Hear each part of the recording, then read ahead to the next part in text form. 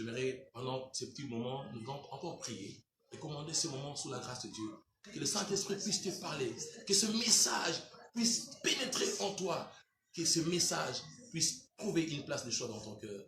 Prions pour la parole de Dieu de ce soir. Alléluia. Prions pour la parole de Dieu.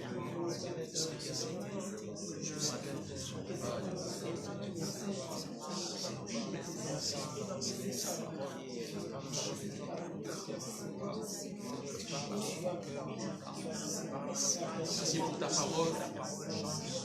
Il est écrit que tout passera, mais ta parole ne passera point. Parle-nous au travers d'un instrument. Il est quel instrument que tu as choisi ce matin, au travers duquel nous voulons écouter ta parole. Parle à ce peuple nombreux, de par le monde qui nous suit en ce moment, que ce message trouve une place dans nos cœurs. Au nom de Jésus. Amen. Amen. Nous voulons inviter l'homme de Dieu, l'apôtre Laurie, même dans vos salons, pendant qu'il s'avance, on acclame très fort le Seigneur.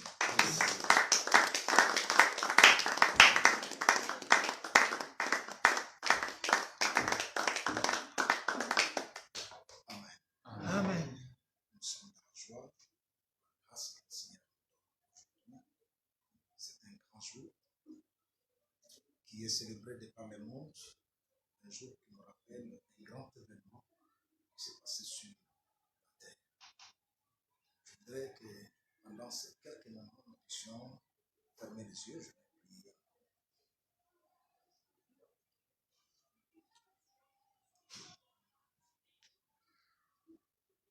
Père, nous te rendons grâce pour cette opportunité combien précieuse que tu nous accordes ce matin. Ce jour nous rappelle le plus grand jour, le jour le plus glorieux, le jour où le voile qui séparait du lieu très saint, du lieu saint, s'était fendu en deux, du haut en bas. C'est parce que tu avais voulu accéder au monde des hommes. Tu avais accepté de te réconcilier avec l'homme qui s'était séparé d'avec toi à cause du péché. Seigneur, cette œuvre qui a été accomplie est incomparable. Aucune créature dans le ciel, sur la terre, sous la terre, ne pouvait accomplir cette si grande œuvre. Nous sommes infiniment reconnaissants, Seigneur. Nous voudrons ce jour, pendant ces quelques moments, où nous sommes ensemblés avec le bien-aimé dans la chaleur de ton amour, partager ta parole et participer à ta table. Au nom de Jésus-Christ de Nazareth. Au nom de Jésus-Christ de Nazareth. Amen. Amen. Comme je disais, nous sommes heureux ce matin parce que le Seigneur a voulu que nous puissions nous réunir en ce lieu. Nous savons que nous avons nos bien-aimés qui sont disséminés à travers le monde, qui nous suivent en ce moment-ci.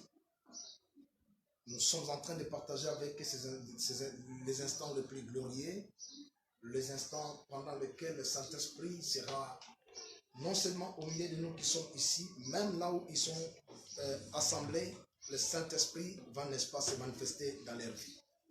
Nous voudrons, avant de passer à la table du Seigneur, lire quelques écritures que nous allons devoir commenter. Cela pourra nous permettre à comprendre le sens même de la Sainte Seine ou le sens de la Pâque. Nous voudrons parler ce matin sur le mystère de la Sainte Seine. Le mystère de la Sainte Seine. Je voudrais qu'on nous lise dans le livre de 1 Corinthiens, chapitre 11, versets 26 à 30. 1 Corinthiens, chapitre 11, versets 26 à 30. 1 Corinthiens chapitre 11, versets 26 à 30. Nous lisons la parole du Seigneur. Amen.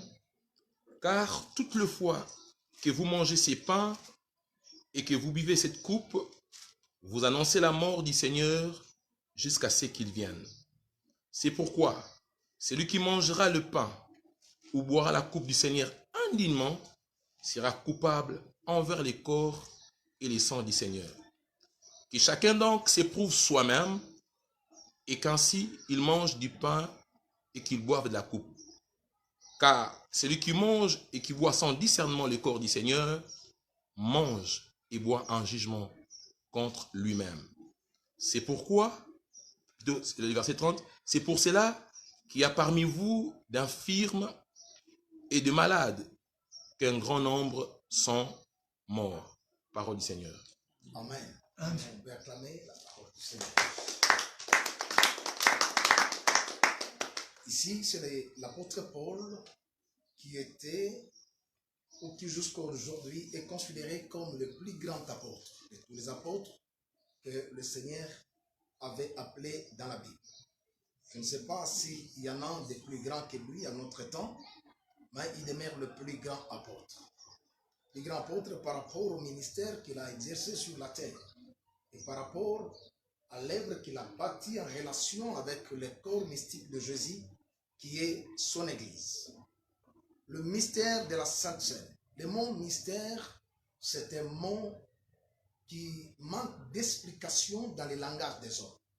Mais dans le langage de Dieu, quand on parle de mystère, c'est un secret qui a été voilé aux hommes, un secret auquel les hommes n'avaient pas non plus accès, qui a été tenu secret. Mais Dieu l'a révélé à une frange de personnes, à une certaine catégorie de gens. Il a mis ce secret en nu devant eux. La Bible est un livre de mystères. Dans la Bible, nous avons beaucoup de mystères, que ce soit dans l'Ancien, tout comme dans le Nouveau Testament. Il y a beaucoup de mystères que nous allons devoir connaître peut-être dans les jours à venir. Mais aujourd'hui, nous sommes en train de nous attarder sur la Sainte Seine. La Sainte Seine qui est une cérémonie qui cache des grandes révélations. Et ces grandes révélations nous ont été révélées par l'apôtre Paul. L'apôtre Paul, il a été appelé mystérieusement, de manière surnaturelle. Quand il étale sa vocation, la manière dont le Seigneur l'avait appelé, c'est quelque chose qui nous amène à comprendre que cet homme a été réellement appelé de manière authentique par le Seigneur. L'apôtre Paul est en train de parler de la Sainte Seine. Il nous révèle des choses qui sont cachées dans la Sainte Seine. Amen. Amen. La Sainte Seine, ce n'est pas un fait que l'on puisse considérer avec beaucoup de négligence. Quand on parle de la Sainte Seine, il s'agit de quelque chose de grande valeur, quelque chose de très important. La Sainte Seine. Bien-aimés dans le Seigneur, je voudrais que pendant ces quelques temps que nous sommes en train de passer ensemble avec vous, que le Seigneur nous accorde la grâce non seulement de comprendre, mais de participer à toutes les grandes bénédictions que le Seigneur a mises à notre disposition. Amen. Amen. Lorsqu'on parle de la Sainte Seine, il est question de l'Église, de la relation de l'Église avec le Seigneur. Il y a des choses que l'Église doit connaître. Il y a des choses qui sont pour le bien de l'Église. Quand on parle de la Sainte Seine, ce qui est fort dommage, la Sainte Seine aujourd'hui est réduite à une simple pratique ou à une simple cérémonie dépourvue de sens dans nos églises. Il y a des gens aujourd'hui qui participent à la Sainte Seine sans pour autant en comprendre le sens. C'est pourquoi l'apôtre Paul s'est donné le luxe de nous parler sur discerner, comment discerner le corps de Christ ou la Sainte Seine telle que je viens de l'appeler. Bien-aimés dans le Seigneur, il y a des grandes bénédictions qui sont enfouies dans la Sainte Seine que nous, enfants de Dieu, devrons connaître. Pas seulement connaître, mais savoir aussi bénéficier des choses qui sont liées à la Sainte Seine. Comme je le disais, que dans la Sainte Seine, nous avons des éléments substantiels. Nous avons notamment le pain. À côté là, il y a du pain. Nous avons non seulement du pain, nous avons aussi le vin. Des fois, quand nous nous retrouvons devant le vin et le pain, il y a beaucoup de questions qui s'élèvent dans nos cœurs. De quoi s'agit-il? Le vin et le pain. Il y en a qui les considèrent tout simplement comme une substance qui alimente.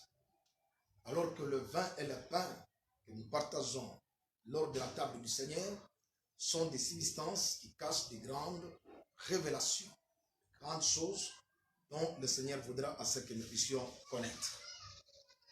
Lorsque nous parlons de la Sainte Seine, du pain et du vin, le vin représente le sang que Jésus a amené sur la terre. Il n'y a pas que du vin, nous avons aussi le pain qui représente son propre corps. Amen. Amen. Vous devez comprendre que Dieu, en envoyant Jésus sur la terre, Jésus devrait y venir avec un corps. Le corps, quand on parle du corps de Jésus, c'est quelque chose de très important. Jésus ne pouvait pas non plus venir sur la terre sans un corps. Le corps permet à Dieu d'accomplir sa mission sur la terre. Sans un corps, Jésus ne pouvait pas non plus accomplir sa mission sur la terre. Allez-vous comprendre qu'au ciel, Jésus n'avait pas les corps dont il s'était amené avec sur la terre. Au ciel, Jésus était esprit. Au ciel, il n'y a pas de corps avec du sang et de l'eau. Amen. Mais en venant sur la terre, Jésus avait besoin d'un corps.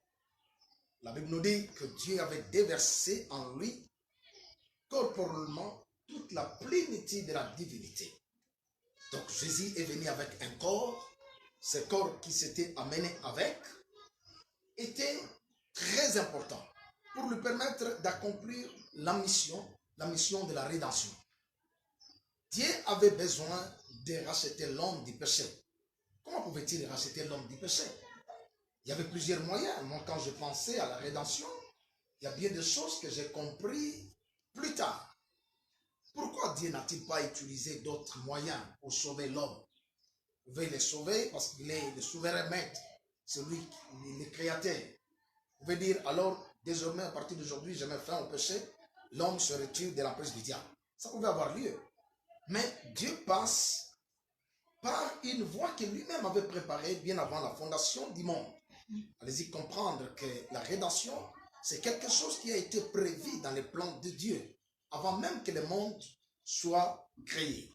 Amen. Amen. Le corps de Jésus n'était pas seulement nécessaire ou important pour l'accomplissement de la mission de la rédemption, mais au travers du corps de Jésus, Dieu a voulu se révéler à nous.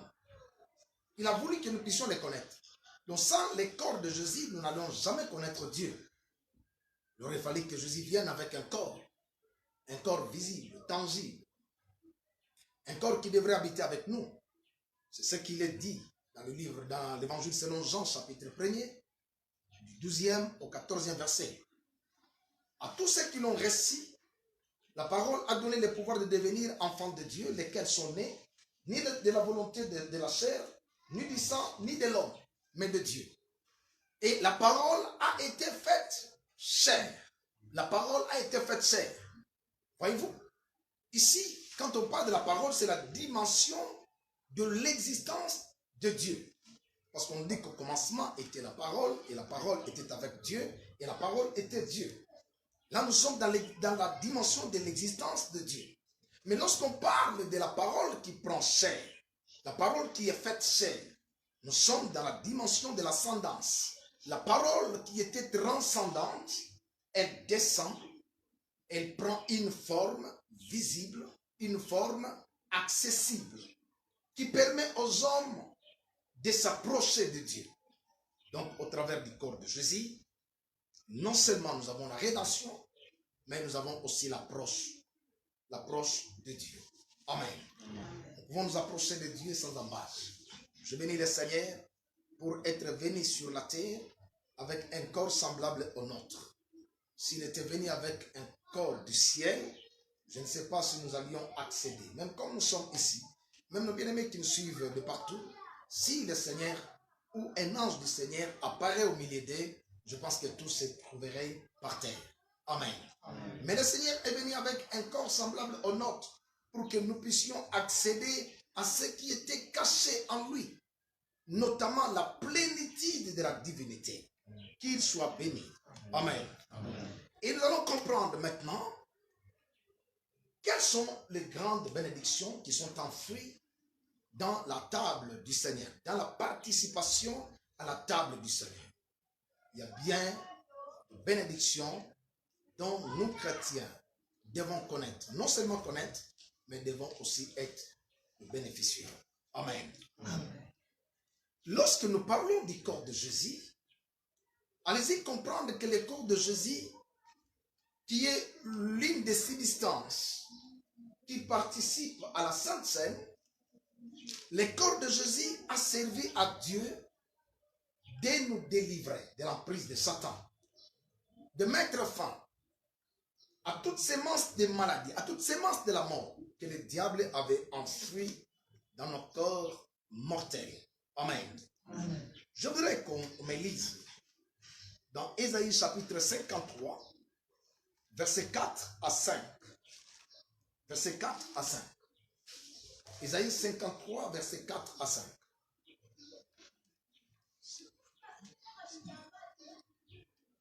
Ésaïe chapitre 53, versets 4 à 5, nous lisons la parole. Cependant, ce sont nos souffrances qu'il a portées. Écoutez, on parle de portée. Ici, il n'est pas question, quand on parle de portée, on fait allusion au corps. Il y a un corps qui porte ses souffrances dans. Amen. Aussi. C'est-à-dire, il doit nécessairement avoir la présence d'un corps pour que l'on puisse utiliser le terme portée. Vas-y, pasteur. Cependant, ce sont nos souffrances qu'il a portées, c'est de nos douleurs qu'il s'est chargé. Et nous l'avons considéré comme puni, frappé de Dieu et humilié. Mais il était blessé pour nos péchés, brisé pour nos iniquités. Le châtiment qui nous donne la paix est tombé sur lui. Et c'est par ces meurtrissures que nous sommes guéris. Amen. Est-ce qu'on peut acclamer le Seigneur?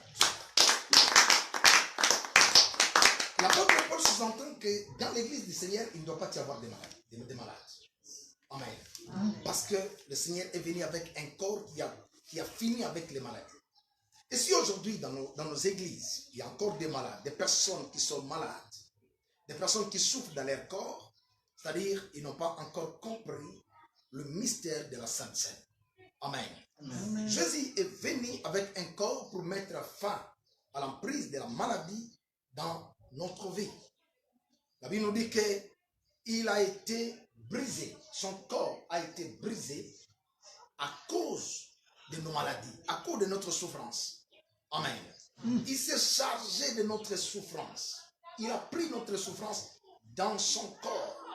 Bien-aimés dans le Seigneur, si nous discernons ce que c'est le corps Christ, le corps de Jésus, eh bien, beaucoup de choses dans notre vie vont changer.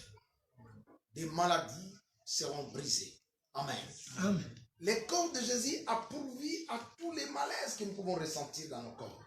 Nous n'avons plus le droit de porter ou de ressentir de malaise dans nos corps parce que Jésus est venu avec un corps qui a pris tous nos malaises, toutes nos maladies. Amen. Yes. Je voudrais que s'il y a des gens parmi nous ce matin, ou parmi ceux qui nous suivent, de partout, s'il y a des malades, et vous qui me suivez, si vous êtes malade, vous avez des pépins dans vos corps, je voudrais que vous puissiez aujourd'hui considérer le pourquoi du corps de Jésus sur la terre. Il est venu avec ce corps pour que nous puissions guérir. Amen. Amen. Pour que n'importe quelle maladie, quel que soit son nom, sa forme, sa durée, son objectif dans votre vie, que cette maladie soit totalement anéantie. Yes. Et je suis en train de voir au travers du corps de Jésus que toutes les maladies sont nulles. Toutes les maladies sont vaincues. Amen. Il n'y a aucune maladie qui puisse demeurer dans mon corps parce que Jésus a accompli une si grande œuvre. Amen. Amen. Il a accompli cette grande œuvre dans son propre corps. Dans son propre corps. L'Église est bénéficiaire de la guérison. De la guérison que Jésus est venu mettre à notre disposition au travers de son corps. Amen. Amen. Je le bénis pour ce corps dont il a amené ici sur la terre. Je le loue pour ce corps-là. Je les loue pour ce corps-là. Je voudrais bien aimer dans le Seigneur. Que la grâce du Seigneur vous soit accordée ce matin. Amen. Que la grâce de Dieu soit accordée à tous nos bien-aimés qui sont en train de nous suivre partout dans le monde. Que la grâce de Dieu leur soit donnée. Qu'ils expérimentent la bénédiction divine. Qu'ils expérimentent la guérison dans leur corps. Amen. Je peux dire ce matin que je n'ai plus le droit d'être malade.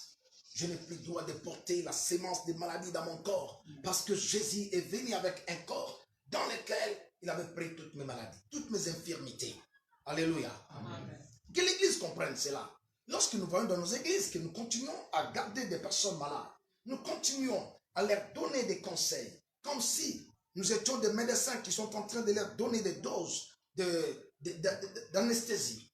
Je me dis, nous sommes en train de passer à côté de la plaque, parce que Jésus est venu accomplir une si grande œuvre, et l'œuvre que Jésus a dit accomplir dans son corps, c'est pour nous. Il a mis à notre disposition. Alléluia. Amen. Je n'ai pas droit d'être malade. Bien sûr, je peux tomber malade, mais je ferai recours à l'œuvre que Jésus a accomplie avec son corps. Alléluia. Amen. Il a accompli une si grande œuvre. Nous en sommes des bénéficiaires. Cette œuvre n'a pas été accomplie pour les anges. Non, il a accompli pour nous. Amen. Nous qui croyons. Amen. Nous qui avons droit à ce qu'il a amené comme bénédiction. Amen. Amen. Est-ce que parmi nous, il y a que des gens qui ont des pépins dans leur corps? Écoutez-moi. Si vous avez des pépins dans votre corps, Jésus en a fini avec toutes ces choses-là.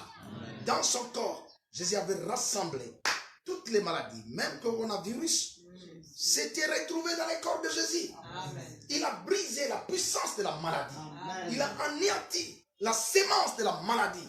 Et cette sémence n'a plus droit de germer dans votre corps. Amen. Et même s'il avait germé dans votre corps, je suis en train de la calciner par le fait de Dieu. Je suis en train de déclarer cette sémence morte au nom de Jésus-Christ Nazareth. Alléluia. Amen. La deuxième chose, Jésus a amené le sang. Pourquoi le sang? La deuxième substance dont Jésus a amené.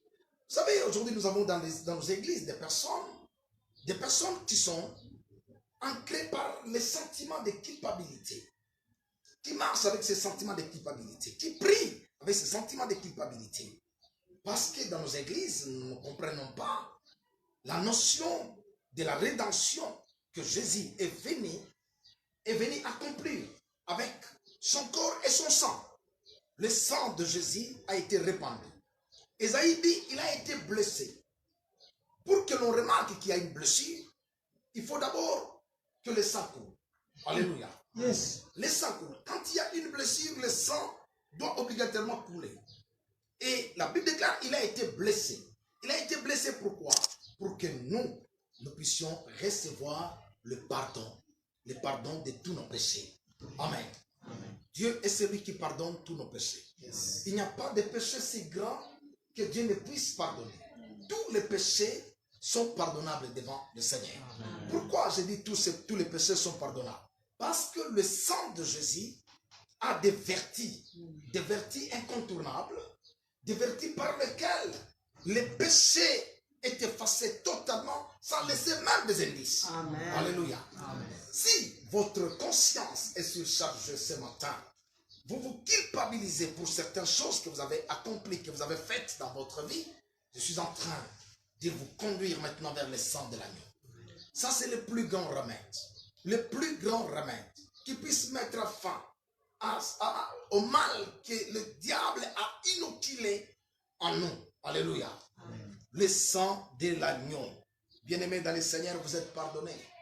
Je voudrais que vous puissiez dire à votre conscience, décharge-toi ma conscience, tu es pardonné. Je ne veux pas ici encourager des gens qui ont l'habitude de commettre le péché aujourd'hui. Ils se répandent et demain ils vont encore commettre. Non, non, non. Lorsque le Seigneur vous pardonne, il y a une joie qui déborde dans votre cœur. Amen. Et vous prenez enfin la décision Amen. De marcher dans la voie du pardon. Amen. Alléluia. Amen. Le pardon que le Seigneur a mis à notre disposition, c'est au travers de l'écoulement de son sang, de l'effusion de son sang. La Bible déclare, l'écrivain de l'épître aux Hébreux, il a dit, sans effusion du sang, il n'y a point de pardon. Il faut que le sang puisse couler pour que les pardons soient, n'est-ce pas, octroyés. Alléluia. Amen. Je voudrais que vous puissiez vous dégager. Ce matin, nous sommes devant la table du Seigneur. Ce matin, nous allons boire son sang. Je ne vois pas non plus les traces du péché pouvant demeurer dans votre conscience. Yes. Même si vous avez une conscience qui était obscurcie. Ce matin, je suis en train de voir le nettoyage de votre conscience. Alléluia. Amen. La deuxième chose que la table du Seigneur nous apporte aux croyants, c'est la protection. Je voudrais que vous puissiez dire protection. Protection. Aujourd'hui, de par le monde, il y a un seul mot, comme le pasteur vient de le dire ici pendant la modération, coronavirus. Ce mot est dans les lèvres de tous les grands de ce monde. On en parle partout. Même ceux-là qui disent qu'ils n'en croient pas, au plus profond de leur cœur, vous les trouverez en train de se laver les mains. Pourquoi ils se lavent les mains? C'est parce qu'ils ont peur de cette maladie. Alléluia. Bientôt, je suis en train de vous informer, en tant qu'homme de Dieu, en tant qu'un homme qui a la vision de l'aigle de Dieu, le port de cache-nez sera imposé à tous les habitants de la terre. Tous les habitants de la terre. Bientôt là, nous allons commencer à porter les cache-nez, même lorsque les églises seront ouvertes. Même les bars. Je suis en train de me demander, maintenant ceux qui seront dans les bars, vont-ils aussi porter des cache-nez? Parce que comment est-ce qu'ils vont prendre, comment est-ce qu'ils vont siroter leur bière? Alléluia. Amen. Mais on va étudier cela pour pouvoir imposer. Il y a déjà certains pays de par le monde dont le port de cache-nez est imposé, est obligatoire. Vous ne pouvez pas sortir dehors sans avoir votre cache-nez. Tout ça, c'est parce qu'on a peur de ces minuscules microbes. Alléluia. Yes. Alléluia. Amen. Je vais dire au Seigneur que lorsque j'ai entendu un des grands hommes de ce monde, le président tanzanien, dire que Corona, il est petit, nous allons le vaincre. Amen. Au nom de Jésus. Il a dit, dans mon pays, je ne vais pas fermer les églises. Je bénis ce président, je bénis les Tanzaniens. Je prie le Seigneur, que le Seigneur déverse sa grâce sur ce pays. Là où les opposants disent que non, il faut que les églises soient fermées. Il ne faut pas qu'il y ait des rassemblements. Mais lui a dit, j'invite le peuple de Dieu à la prière. J'invite le peuple de Dieu à chercher la face de Dieu. Parce qu'il n'y a que Jésus qui peut vaincre le Corona. Alléluia. Les gens ont peur de ces démons. Des morts. C'est un esprit de mort. Corona, partout là où il passe, il laisse des victimes. Alléluia. Il y a des victimes partout de par le monde. Bien aimé dans le Seigneur, même ici au Congo. Il y a des gens qui sont déjà enterrés à cause de cet ange de la mort qui est en train de faire sa traversée de par le monde. Partout où il passe, il y a des victimes qui sont en train d'être étalées. Alléluia. Amen. Mais le sang de l'agneau nous assure la protection. Pas n'importe quelle protection. Les gens de ce monde sont en train de parler des vaccins. Alléluia. Yes. Tous les grands laboratoires ultra-modernes, sophistiqués de par le monde, sont fermés. On est en train de faire des grandes recherches. On veut chercher les vaccins. Moi je dis, ces gens sont des menteurs.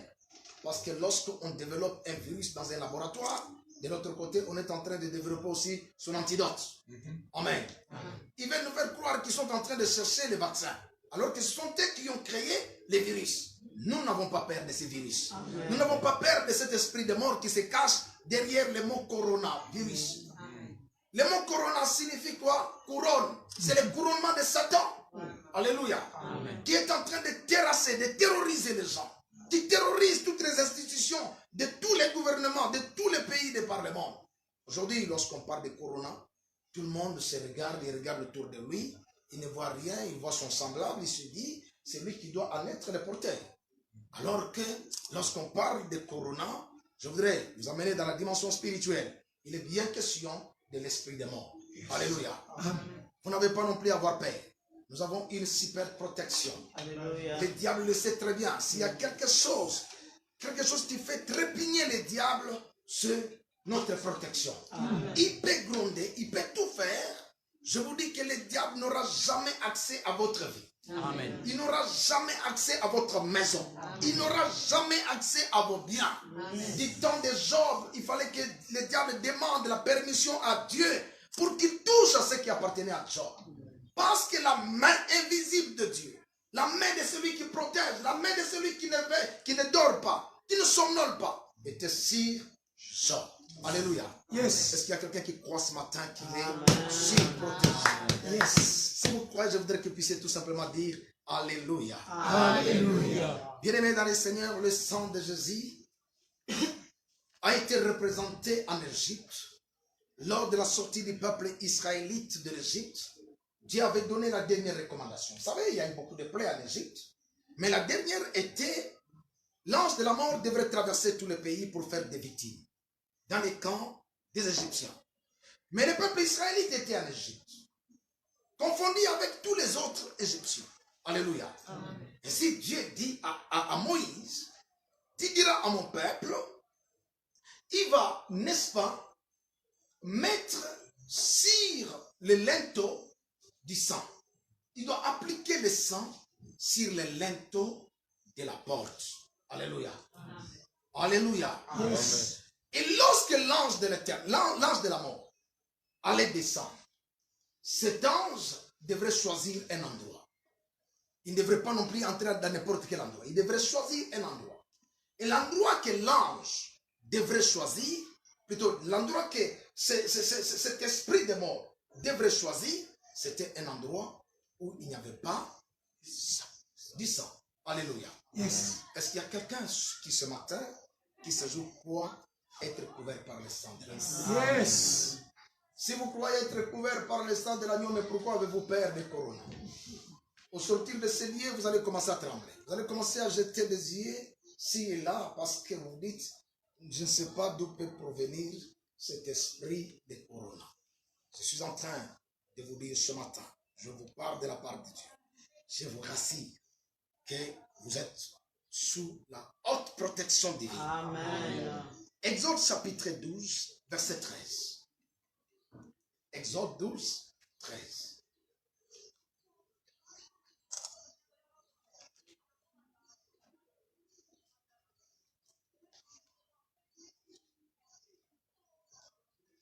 Exode 12, 13.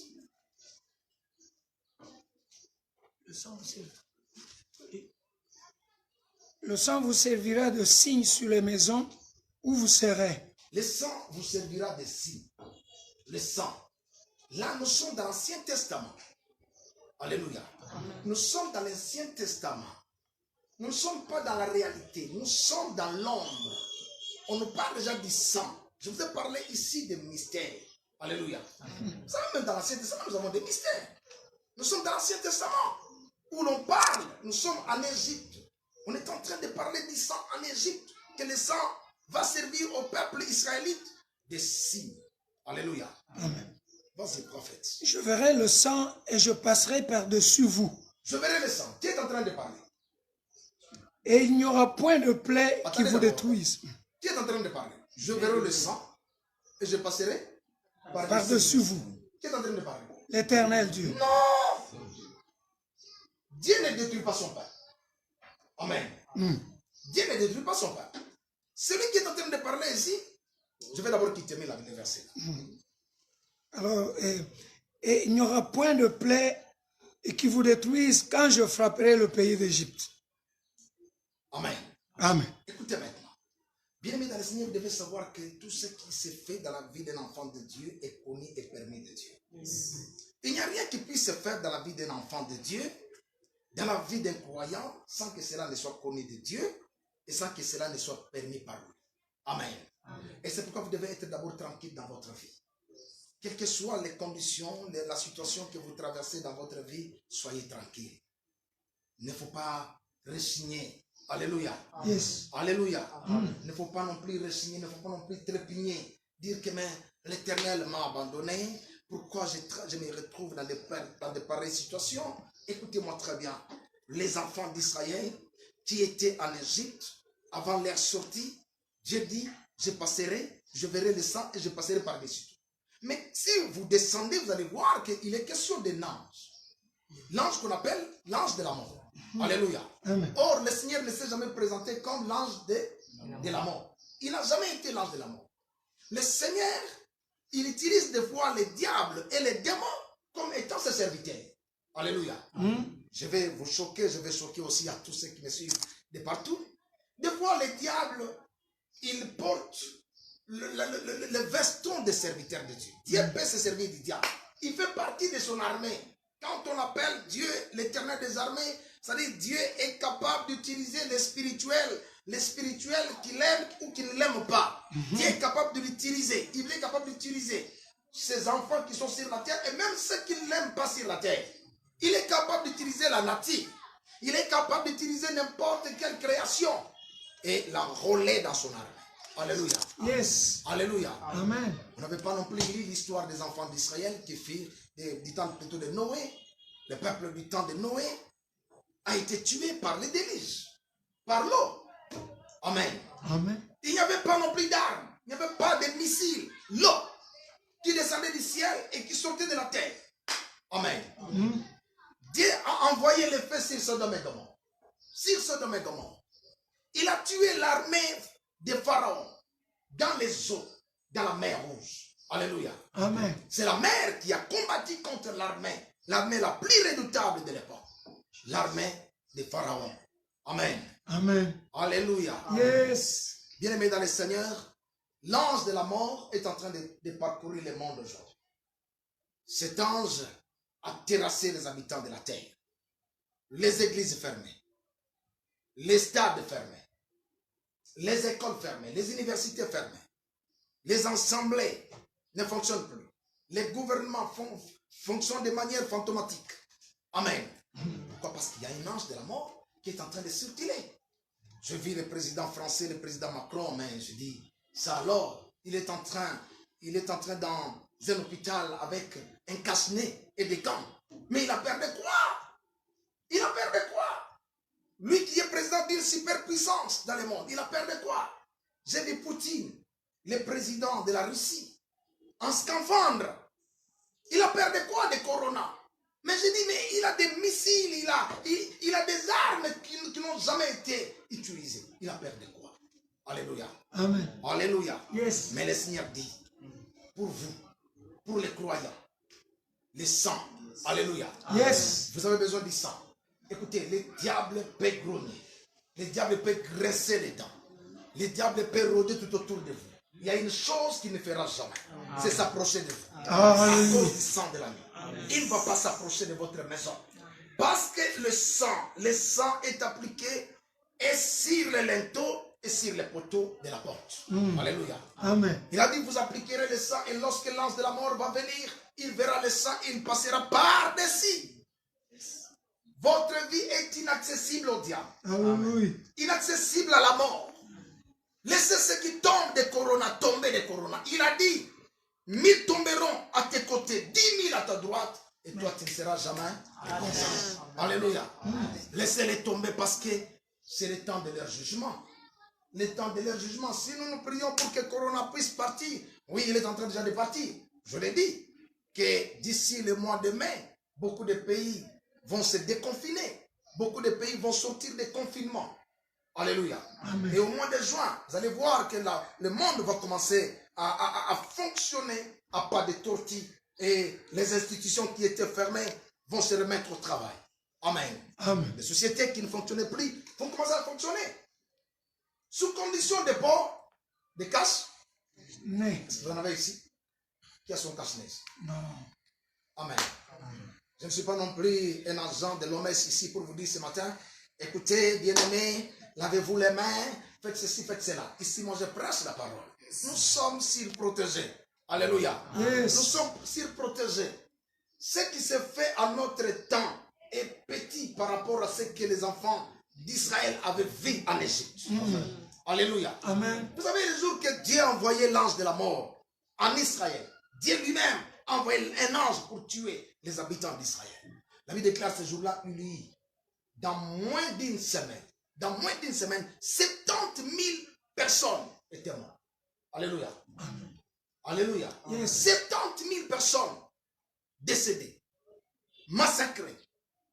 Et au lieu que l'ange là s'arrête là, l'ange est entré à Jérusalem avec son épée à nu. Il voulait massacrer les habitants de Jérusalem. Dieu sur son trône, il a dit seulement un mot. Un mot. Ça suffit. Arrête. Alléluia. Yes. Et l'ange de la mort s'est retiré de Jérusalem. Alléluia. Il s'est retiré de Jérusalem. Oh Seigneur, nous croyons que Dieu est capable de dire seulement un seul mot et Corona s'arrête. Amen. Corona ne nous fait pas peur. Il y a des gens qui tremblent quand ils entendent parler de Corona. Il suffit seulement que quelqu'un touche dans un taxi-bis. Tous ceux qui sont avec lui se considèrent comme des candidats à la mort. Et je vis une sœur qui m'a dit, elle est passée sous le test de la température à plus de 3 fois par jour. Pourquoi? Parce que tout simplement, elle était à côté de quelqu'un qui avait tous ces mal. Elle s'est dit, mais cette personne ne m'a pas contaminé. C'est dit, mais il fallait attendre au moins 14 jours, comme l'homme l'a dit. Mais toi, aussitôt, tu as passé du temps à côté de l'homme qui toussait, et tu vas te faire maintenant examiner. Ça ne se fait pas comme ça. C'est parce qu'on est, on est péré. Alléluia. Amen. On craint la mort. Écoutez-moi, Dieu a dit, même les moineaux qui n'ont pas assez de valeur, ne peuvent jamais tomber du ciel si lui, l'Éternel, ne l'a pas permis. Yes. Il dit, les cheveux de votre tête sont comptés par nous. Amen. Les cheveux de votre tête, il n'y a aucune entreprise, il n'y a aucun laboratoire qui puisse compter les cheveux de votre tête. Quand Dieu dit qu'il est le seul qui connaît le nombre de cheveux qui sont dans votre tête, il dit c'est lui-même qui connaît. Alléluia. Et c'est lui-même qui permet que ces cheveux-là puissent tomber. Alléluia. Alléluia. Même lorsque vous peignez, vous prenez la peigne, vous êtes en train de peigner, écoutez-moi très bien. Il y a des cheveux parfois qui tombent. Ne croyez pas que ces cheveux-là tombent d'eux-mêmes. C'est Dieu qui permet que ces cheveux-là puissent tomber. Alléluia. C'est pour nous dire que nous sommes plus importants, plus valeureux, plus précieux aux yeux de celui qui nous a créés. Il a mis à notre disposition son sang pour que nous soyons super protégés. Alléluia. Amen. Dans le livre d'Apocalypse chapitre 12 verset 12, il est dit, ils l'ont vaincu à cause du sang de l'agneau. Ils l'ont vaincu. Je veux que c'est elle apostrophe là écoute que nous l'avons vaincu à cause du sang de l'agneau. Je voudrais entendre le diable là où il est. Je voudrais le voir en train de trépigner. Je voudrais l'entendre en train de grincer les dents. Nous l'avons vaincu à cause du sang de l'agneau. Alléluia. Amen. Le diable le sait très bien que nous l'avons vaincu parce que le sang a été versé. Je voudrais chaque fois que vous marcherez, chaque fois que vous sortirez de votre maison, faites des déclarations, proclamez la présence du sang dans votre vie. Yes. Proclamez la présence du sang dans votre maison.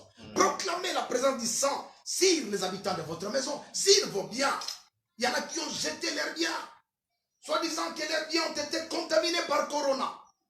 Mais je vois dans des grandes villes comment est-ce qu'on est en train de désinfecter. On désinfecte même les fleurs, même la pelouse. Je dis, mais on nous dit que Corona passe quelque temps dans les fleurs et dans les pelouses. Mais on va désinfecter les routes qui sont exposées au soleil. Et même les routes non macadamisées. On les désinfecte. Tout simplement parce qu'on a peur. Alléluia. Amen. Alléluia. Yes. Nous n'avons pas peur. Bien-aimés dans le Seigneur, parce que nous sommes couverts par le sang de l'agneau.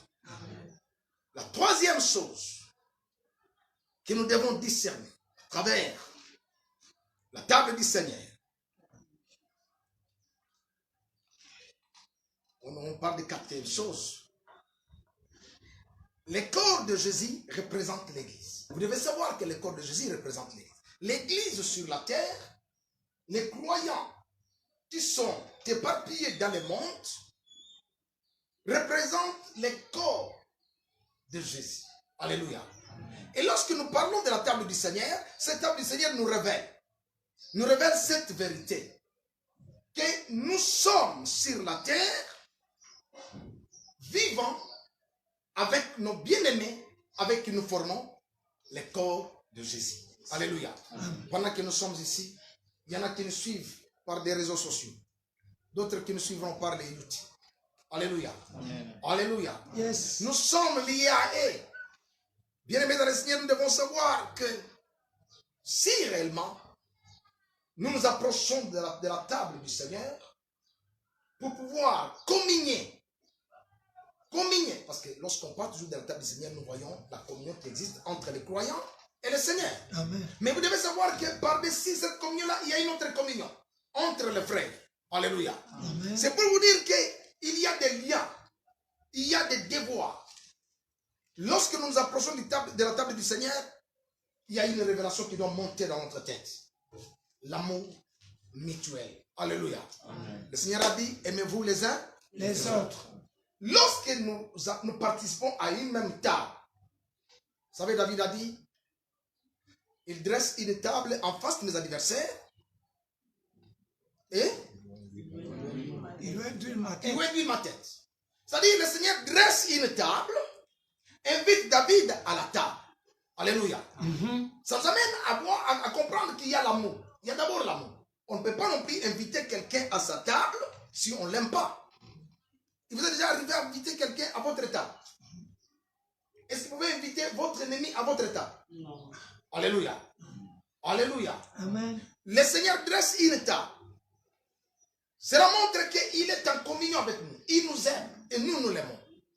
Et lorsque nous nous asseyons à côté de lui, maintenant le Seigneur prend de l'huile et le verse ça sur notre tête.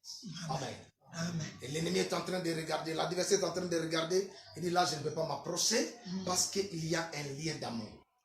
Maintenant, dans la table du Seigneur, il y a cet amour entre les frères et sœurs. Amen. Amen. Ne peut manger, ne peut participer à la table du Seigneur que celui qui aime les frères et les sœurs. Vous savez, il y a aujourd'hui des frères et sœurs qui n'aiment pas les autres, qui ne s'aiment pas. Alléluia. Amen. Qui sont en inimitié, même dans les églises. Vous trouverez quelqu'un, je ne parle pas à cette sœur-là, je ne parle pas à ce frère-là ne me plaît pas, ce frère-là ne m'enchante pas, sa façon de se comporter. Vous n'êtes pas digne de participer à la table du Seigneur. Vous ne pouvez pas non plus y participer. Parce que vous avez déjà un problème. Un problème avec la table du Seigneur. Qui nous étale les notions d'amour. Qui nous amène dans un devoir d'amour. Dans Jean chapitre 13, verset 34. Jean chapitre 13, verset 34. Le Seigneur dit, aimez-vous les uns les autres comme moi je vous ai aimé. Il nous a aimés. Et il nous dit que notre devoir, c'est de nous aimer les uns les autres. Nous devons nous aimer les uns les autres. Regarde un peu le frère, la sœur qui est à côté de toi. Dis-lui, je t'aime de l'amour du Seigneur. Je t'aime de l'amour du Seigneur. Aujourd'hui, l'amour que nous prenons dans nos églises sont des amours basés sur deux intérêts. Amen. J'aime tel parce que. L'amour dont le Seigneur nous parle, c'est un amour inconditionnel. Lui nous a aimés. Amen. La Sainte Seine nous amène à comprendre que cette table, je ne la partage pas seule. Je ne participe pas seul.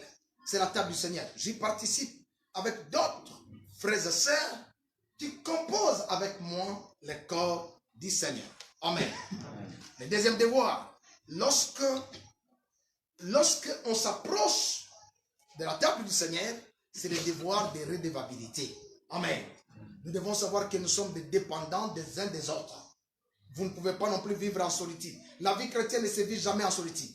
Vous ne pouvez jamais vous tenir à votre coin, vous dites, bon, moi je suis chrétien, je n'aime pas de problèmes, je n'aime pas non plus me joindre aux autres parce que je refuse des problèmes. Non, la vie chrétienne, c'est une vie de redevabilité. Amen.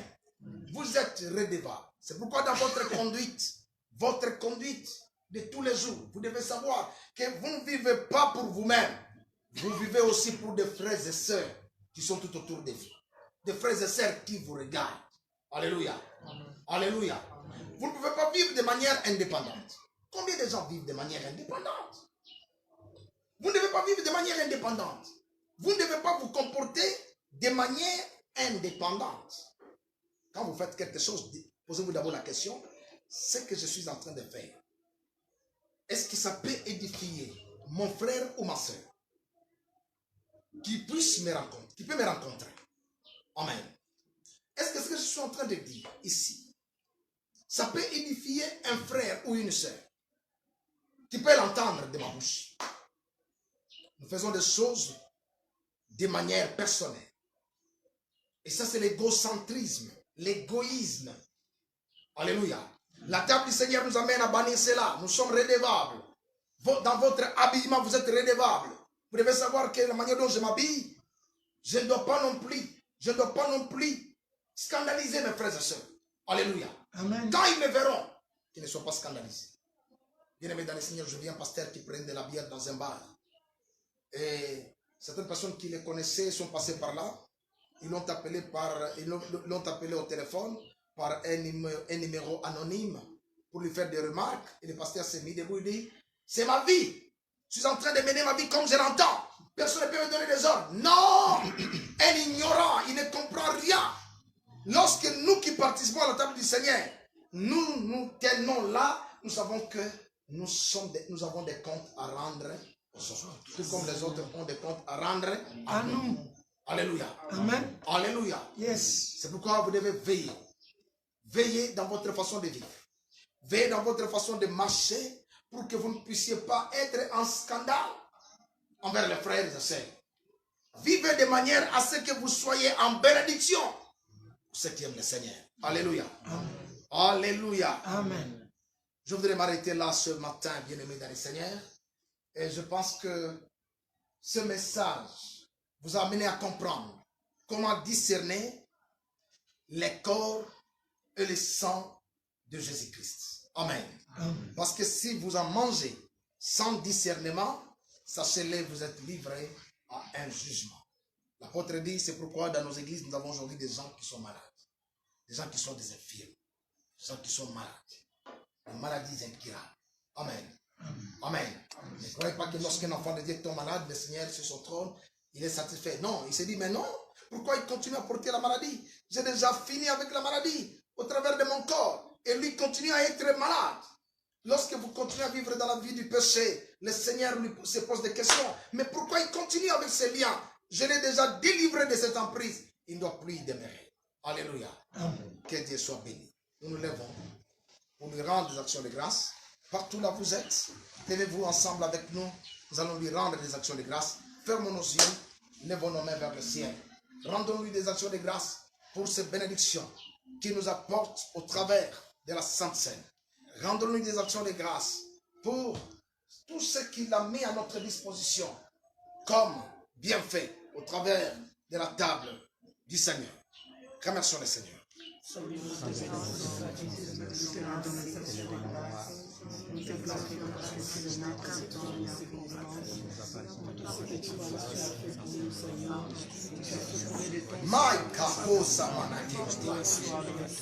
Bénissons ton nom, Seigneur. Nous te rendons grâce, Yahweh, pour la grâce que tu nous accordes. Merci, Seigneur. Merci, Yahweh. Seigneur, nous te disons merci. Nous te sommes infiniment reconnaissants pour ce message. Tu nous rends capables de discerner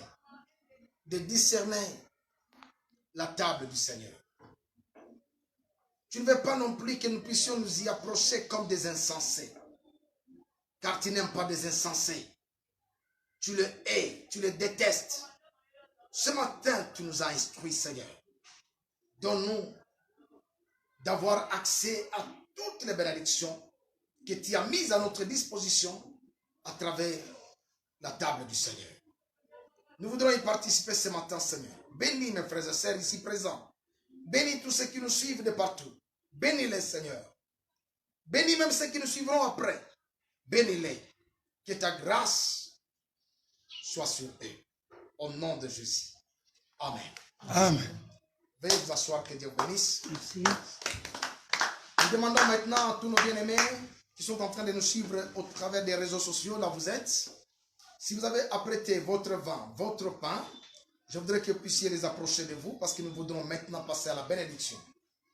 La Bible nous dit, avant que Jésus ne soit arrêté, c'était un soir, avant qu'il se rende sur le jardin de Gethsemane, Jésus prit une coupe remplie de vin. Il leva la coupe, la présenta au Père, lui rendant après lui avoir rendu des actions de grâce, il la présenta aux disciples pour leur dire ceci est le sang de la nouvelle alliance que je versais pour vous. Fermons nos yeux, nous allons rendre à Dieu des actions de grâce pour le sang qui a été répandu à la croix de Golgotha. Béni sois-tu, le Père de la rédemption, le Maître du salut, le Sauveur de l'humanité. Béni sois-tu, toi le Sauveur incontournable. En dehors de toi, il n'y en a point d'autre. Car il est dit, tu es le médiateur entre les hommes et Dieu, entre Dieu et les hommes. C'est toi le médiateur de la nouvelle alliance. Personne ne peut accéder au Père s'il ne passe par toi. Seigneur, tu as versé de ton sang pour que nous puissions nous approcher de Dieu, pour que ces murs qui nous séparaient d'avec Dieu s'écroulent. Nous te rendons des actions de grâce pour ce sang que tu avais répandu à la croix de Golgotha. Laisse, Seigneur Dieu, que ce sang coule maintenant dans la vie de tes bien-aimés, dans la vie de tes enfants. Partout où ils se trouvent, le sang puisse couler au nom de Jésus-Christ Nazareth. Et que ta bénédiction repose sur ce sang au nom puissant de Jésus-Christ Nazareth. Nous te bénissons au nom de Jésus-Christ.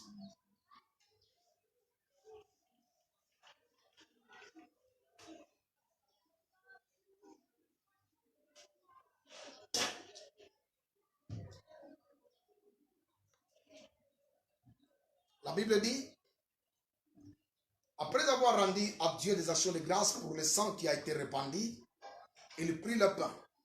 Ayant rendu à Dieu des actions de grâce, le bénit et leur dit, ceci est mon corps que je donnais pour vous, pour la rémission de vos péchés. Seigneur Dieu, nous te présentons ce pain. Ce pain qui est une substance. Tu représentes ton corps. Daigne, ô Dieu, répandre ta bénédiction sur ton peuple maintenant. Daigne, ô Dieu, au travers de ton corps, que la bénédiction se répande maintenant dans la vie de ton peuple.